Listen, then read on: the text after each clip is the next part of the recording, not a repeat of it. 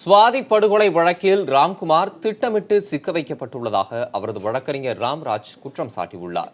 ராம்குமாரின் சொந்த ஊரான நெல்லை மாவட்டம் மீனாட்சிபுரத்தில் நமது செய்தியாளரிடம் பேசிய அவர், காவல்துறையினரின் சதியால் ராம்குமார் சிறையில் அடைக்கப்பட்டுள்ளதாக கூறியுள்ளார்.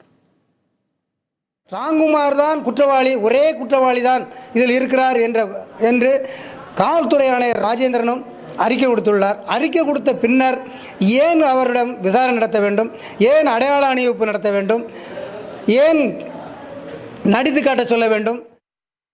பையன் எங்கே படுத்துருக்காங்க, நாங்கள் என்ன பின்னாடி படுத்துருக்காங்க ஐயா அப்படின்னு இப்படி தான் இடவையை காட்டி இவங்களை இங்கே இப்போ பின்னாடி வாங்க நான் காமிக்க அப்படின்னு தான் கூட்டி தான் போய் அவங்கள தான் காட்டுவேன்.